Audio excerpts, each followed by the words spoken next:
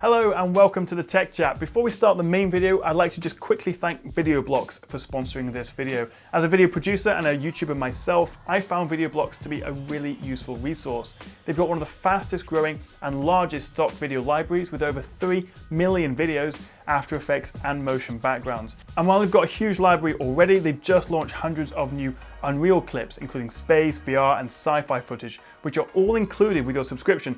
And for a limited time, you can actually get 4K clips from the membership library at no additional cost. Pretty sweet. So if you are interested, you can click on the link in the description below to get an exclusive 7-day free trial, or go to videoblocks.com/future. Give it a go, see what you think, let me know, and that's it. Thank you very much, VideoBlocks, and let's get back to the main video.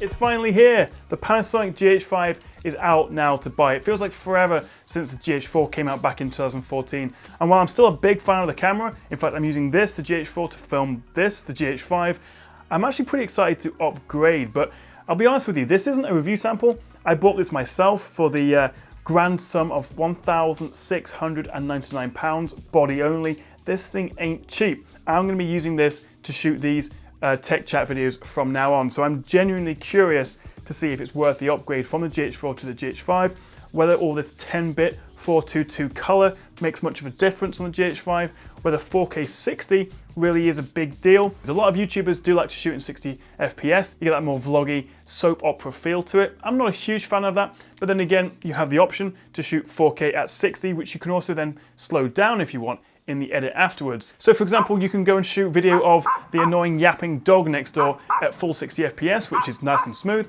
or you can slow it down to half speed in the edit afterwards, so you get 30 FPS, and therefore you get a bit of a slow motion effect, but it's still at 4K, so it's pretty cool.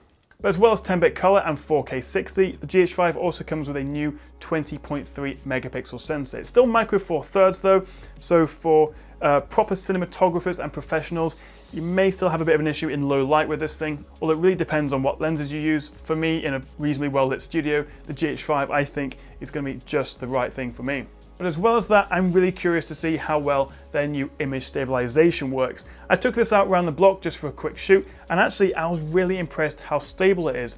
Not only do you have an improved 5-axis stabilization built into the body itself, but it can work in tandem with the image stabilization built into the lens, assuming you buy one of Panasonic's own lenses that has this feature. And then you get this dual IS feature come up on the screen, which means basically the lens and the body are working together to give you super smooth video. Pretty cool considering I was all handheld and I'm walking. So I'm going to really look forward to testing that thoroughly in the full review, but so far I'm really quite impressed with that stabilization. But as well as that, the GH5 has improved focusing. The autofocus speed is much faster, down to 0.05 seconds, and now you get 225 points of focus. So while on the outside, not a whole lot has changed. The body itself does not look that dissimilar to the GH4. In fact, it's a little bit fatter, heavier, a bit thicker, but still really comfortable in the hand. There's a few little minor changes, cosmetic changes, and button placements have moved around just a tiny bit, but there's not really that much to separate it in terms of design of the body itself. But the screen, which is still fully rotatable and flippable, has been improved. It's now a much higher resolution OLED display.